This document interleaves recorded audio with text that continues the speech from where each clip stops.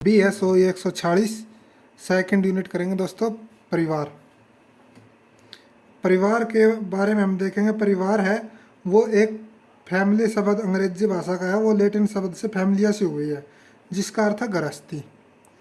परिवार शब्द के बारे में बस इतना ही जान लो बस कि ये शब्द अंग्रेजी भाषा का फैमिली से निकला है, और अंग्रेजी भाषा का जो फैमिली शब्द है वो लैटिन भाषा के फैमिलिया शब्द से निकला है जिसका अर्थ है गृहस्थी। अब हम देखेंगे इसकी परिभाषा। परिवार कहते किसे है, ये भी परिभाषा देखो, वो परिभाषा ठीक है दोस्तों जो आसानी से समझ में आ जाए।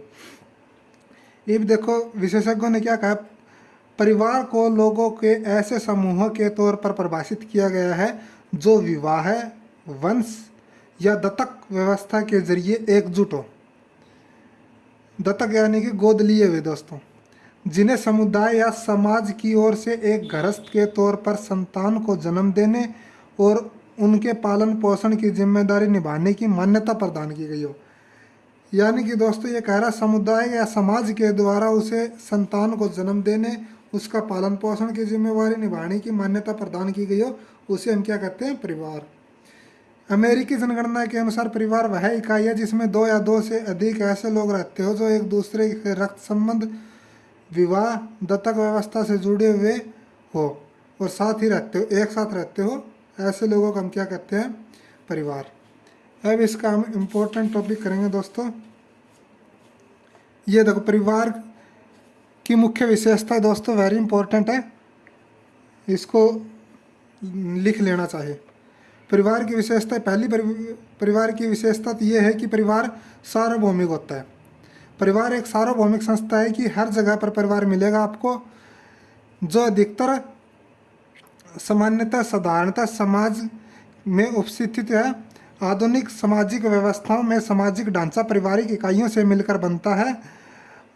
मकाइवर के अनुसार परिवार सभी समाजों और सामाजिक विकास के सभी चरणों में पाया जाता है। यह नहीं, यह मानव स्तर के नीचे के जीव जंतुओं प्रजातियों में भी उपस्थित होते हैं। वह कहते हैं कि हर मानव किसी न किसी परिवार का सदस्य है। सार्वभौमिकता का मतलब ये है दोस्तों कि यह परिवार हर जगह पर पाया जाता है, चाहे जहाँ पर मनुष्य न रहे वहाँ पर भी परिवार मिलेगा, जीव जंतुओं का मिलेगा, किसी भी चीज़ का मिले, पशु पक्षियों का मिले। ऐसी कोई जगह नहीं है धरती पर जहाँ पर परिवार न हो। दूसरा, दंपत्ति का स्थायी संबंध। ये एक परिवार का वो होता है दोस्तों विशेषता, कोई भी परिवार, दंपत्ति बोलते हैं हम पति पत्नी को, और उनके बच्चे से बनता है परिवार। इस तरह महिला और पुरुष के बीच स्थायी संबंध स्थापित हो जाते हैं। यह स्थायी संबंध परिवार का बुनियादी गुण बन जाता है। यह संबंध बच्चों के पोषण और सामाजिक विकास के लिए अनिवार्य माना जाता है। दंपत्ति का स्थायी संबंध यानी कि पति पत्नी का जहाँ पर फिजिकल रिलेशन हो वहीं पर परिवार है। नंबर 3 है दोस्तों, परिवार के आधार के रूप में यौन संबंध। यह जाहिर सी बात है दोस्तों, आपको पता होगा जहाँ पर परिवार बनेगा वहाँ पर पति पत्नी के अंदर फिजिकल रिलेशन यानी कि सेक्स संबंध, यौन संबंध जरूर बनेंगे, जिसके कारण क्या होगा कि उनके बच्चे पैदा होंगे, आगे पीढ़ी चलेगी, पीढ़ी के कारण क्या होगा, उनके वंश आगे चलेगा। इसके अंदर ही आएगा रक्त संबंध का महत्व। नेक्स्ट विशेषता इसकी दोस्तों, पारंपरिक परिवारों में रक्त संबंध को सर्वाधिक महत्वपूर्ण माना जाता है। वे सभी लोग जो परस्पर रक्त संबंधों से संबंधित है एक ही परिवार के सदस्य माने जाते हैं, और दूसरे शब्दों में किसी परिवार के सदस्य समान पूर्वजों की पीढ़ी होती है। जैसे कि हम अपने माँ बाप की औलाद है तो बच्चे हैं तो क्या कहेंगे कि हमारा डीएनए और अपने माँ बाप का डीएनए सेम होगा। सेम नहीं होगा तो कुछ परसेंट तक सेम होगा, 70% या 40%, जो बाकी बच गया वो दादा दादी के या नाना नानी के मिलेंगे। ये बात इसमें रक्त संबंध के महत्व में बताई गई है दोस्तों। अब आगे है दायित्वों का वित्तीय और आर्थिक साझीकरण। या दायित्व बोलते हैं जो दोस्तों, एक ही परिवार के जो सदस्य उनके बीच में वित्तीय लेन देन होता है, पैसों का लेन देन होता है, आर्थिक साझीकरण होता है। पैसों का लेन देन, आर्थिक साझीकरण, या काम का लेन देन है, जैसे कि एक दिन वो काम वो कर ले और एक दिन उसका भाई कर ले, या भाई या माता पिता के साथ पैसे का लेन देन चलता हो, उसको हम बोलते हैं दायित्वों का वित्तीय और आर्थिक साझीकरण। नेक्स्ट है दोस्तों,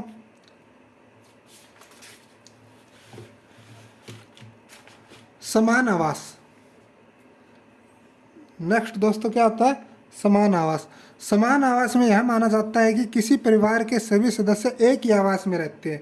इस तरह के सभी सदस्यों को एक साथ या एक ही आवास में रहने दायित्वों को साझाकरण में मददगार करता है। समान आवास देखो दोस्तों, जैसे कि शेर है, शेर मांद में रहता है, गुफा में रहता है, तो शेर का बच्चा भी गुफा में रहेगा। चूहा है, चूहा गुफा में उसमें सॉरी बिल में रहता है, तो चूहे के बच्चे भी बिल में रहेंगे, चूहे का परिवार पूरा बिल में रहेगा।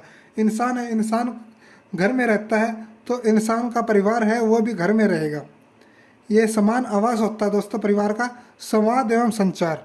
संवाद एवं संचार क्या कहता है, परिवार के लोगों का ऐसा समूह है जो पति पत्नी माता पिता बेटे बेटे आदि के तौर पर सामाजिक भूमिकाओं का आधार पर परस्पर संवाद और संचार करते हैं। यानी कि हमारे परिवार में जो भी सदस्य है वो हमारे कुछ ना कुछ लगते हैं।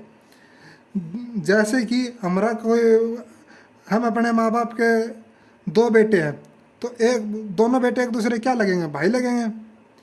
अगर दो बेटा और एक बेटी है उनकी, तो क्या लगेंगे, दो भाई लगेंगे और एक बहन लगेगी। इसी तरह क्या है, वो बेटा या भाई कहकर संवाद करते हैं, या माता पिता कह के संवाद करते हैं, काका ताऊ कह के संवाद करते हैं, संवाद और संचार करते हैं दोस्तों। इसमें यही है विशिष्ट नाम पद्धति। नेक्स्ट इसकी वो क्या है, विशेषता है। हर परिवार के पहचान में एक विशिष्ट नाम पद्धति होती है, वो चाहे माता की ओर से हो या पिता की ओर से हो या किसी बुजुर्ग सदस्य की ओर से हो। जैसे कि विशिष्ट नाम पद्धति, जैसे अडानी, अंबानी, गोस्वामी, वर्मा, ये क्या होता है, अपने परिवार की एक नाम पद्धति होती है जो किसी के माध्यम से मिलती है हमें। परिवार के कार्य आगे दोस्तों, परिवार के कार्य क्या क्या होता है, यौन आवश्यकताओं की संतुष्टि, वेरी इंपॉर्टेंट है। परिवार के कार्य यौन आवश्यकताओं की संतुष्टि। इसमें कहा गया है कि परिवार के सबसे महत्वपूर्ण अनिवार्य कार्य है यौन आकांक्षाएं, मानव प्रजाति और प्रकृति और जैविक आवश्यकताएं। यानी कि परिवार के लिए क्या जरूरी होता है, दंपत्ति जरूरी होते हैं, पति पत्नी जरूरी होते हैं। पति पत्नी किस लिए जरूरी होता है, ताकि आगे आने वाले वंश को चला सके और वंश को बढ़ा सके और एक नए परिवार को बना सके। इसके लिए क्या होगा, यौन संबंध बनाने पड़ेंगे दोस्तों। इसीलिए यौन आवश्यकताओं की संतुष्टि इस परिवार का पहला कार्य है। दूसरा क्या है, प्रजनन। प्रजनन क्या होता है, बच्चे पैदा करना। नस्ल या जाति बनाए रखने के दायित्वों का निर्वहन परिवार का महत्वपूर्ण कार्य है। चलायमान समाज अपने सदस्यों को बदलता रहता है, जिसके लिए यह बुनियादी तौर पर सदस्यों का जैविक प्रजनन निर्भर करता है। प्रजनन यानी कि क्या कहता है, सबसे पहले प्रजनन को समझो, ये बच्चे पैदा करने को ही प्रजनन बोला जाता है। ये क्या होता है, नस्ल या जाति। ये हम लोग क्या करते हैं, अपने गोत्र में ब्याह नहीं करते, जाति में करते हैं। जाति में क्या करते हैं कि अपने गोत्र में करेंगे तो अपना गोत्र तो कहीं ना कहीं 100 पीढ़ी पीछे हो, लेकिन कहीं ना कहीं तो गुण मिलेगा उसका, क्योंकि गोत्र किसी एक व्यक्ति के द्वारा ही दिया गया एक नाम है।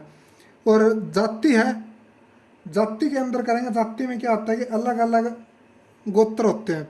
उससे क्या होगा कि हमारी नस्ल में सुधार होगा और प्रजनन में आसानी होगी। उत्पाद एवं उपभोग की व्यवस्थाएं, ये होता है इसका परिवार का कार्य।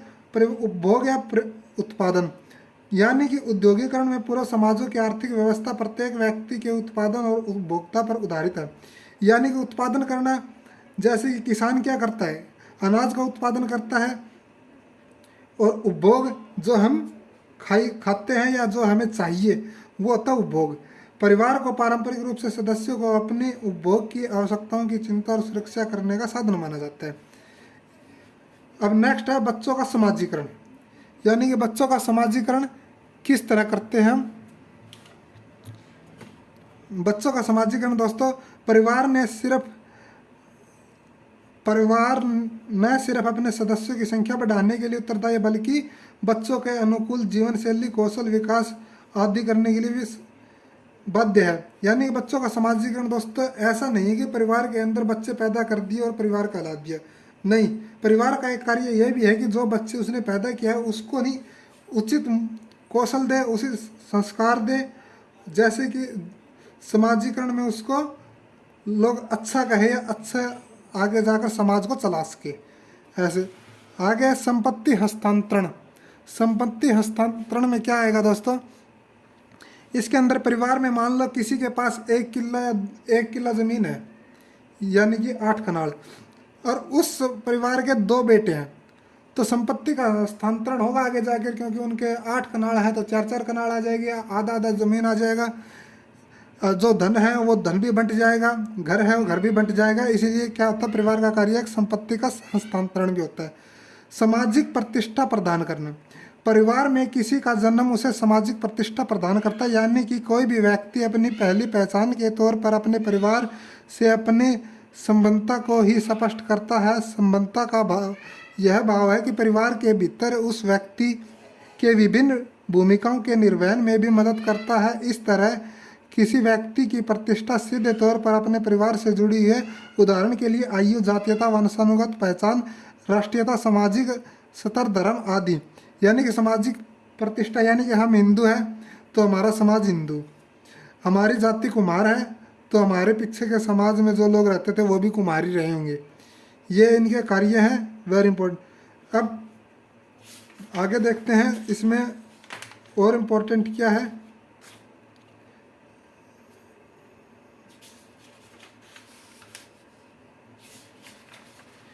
और इम्पोर्टेंट दोस्तों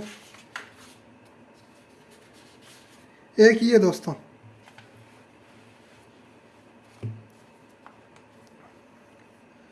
एक मिनट दोस्तों,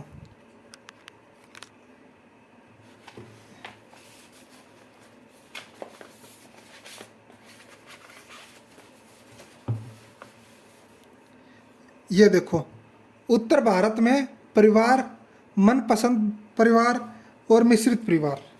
आधुनिक भारत में उत्तर आधुनिक परिवार है दोस्तों, मनपसंद परिवार, मिश्रित परिवार। यह चीज़ वेरी इंपॉर्टेंट है, पेपर में आ सकता है। उत्तर आधुनिक परिवार के बारे में विस्तार पूर्वक वर्णन करें। अब देखो इसके बारे में क्या कहा गया। उत्तर आधुनिक समाज में पारिवारिक ढांचे स्वरूप अविश्वसनीय अंतर नजर आते हैं। इन समाजों में व्यक्ति को जीवन शैली, निजी संबंधों, पारिवारिक व्यवस्थाओं जैसे पहलुओं को लेकर अपने पिछले जीवन के मुकाबले कहीं अधिक स्वतंत्रता हासिल होती है, और इस तरह समाज के परिवार के सदस्य एक दूसरे से वेद विवाह, रक्त संबंध, दत्तक संबंध के जरिए अनिवार्य नहीं जुड़ते। समकालीन सामाजिक व्यवस्थाओं के उभरते परिवार नए स्वरूपों के समाजशास्त्रियों ने उत्तर आधुनिक परिवार कहा। इस तरह के परिवार को क्या कहा है, उत्तर आधुनिक परिवार। उत्तर आधुनिक काल के कुछ परिवारों का स्वरूप निम्न है। सह आवासीय परिवार, सह आवासीय यानी कि साथ में ही आवास करते हो, ऐसे अविवाहित युगल यानी कि कुंवारे बच्चे, साधारण भाषा में कहे तो, जो एक ही घर में रहते हैं। और उनका यह परिवार तब बनता जब एक महिला और एक पुरुष विवाह किए बिना यौन संबंधों के साथ जुड़े और एक साथ रहते हो। यानी कि दोस्तों आज के टाइम पे गर्लफ्रेंड बॉयफ्रेंड, ऐसे युगल एक साथ रहने का फैसला एक दूसरे के साथ अधिक समय बिताने के लिए ले सकता है। उसका मकसद जीवन भर खर्च होने वाले रकम बचाना भी हो सकता है।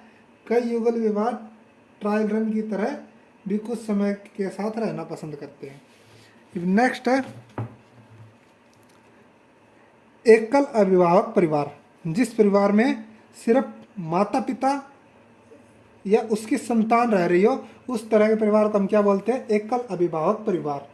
ऐसे परिवार जिसमें एक ही अभिभावक माता या पिता अपनी एक या अधिक जैविक या दत्तक संतान के संग रह रहा हो। दत्तक यानी कि गोद लिया हुआ। इस तरह के परिवार में दूसरे जैविक अभिभावक के सहयोग से के बिना ही अभिभावक अकेले ही क्या करती है, अपनी भूमिका निभाती है, पालन पोषण करता है, अपने परिवार की जिम्मेवारी उठाती है। यानी कि या तो माता हो या पिता हो। अब आगे नेक्स्ट दोस्तों, इच्छित परिवार या समान लिंगी परिवार। इच्छित परिवार, इच्छा के अनुसार परिवार, समान लिंगी यानी कि जेंडर के अनुसार। देखो इसमें क्या लिखा है, इस तरह के परिवार में युगल समान लिंग वाले रहते हैं, उनकी एक या अधिक संतानें भी उनके साथ रहती है। यह अमेरिका जैसे औद्योगिक देशों में परिवार की अपेक्षाकृत काफ़ी नया स्वरूप है।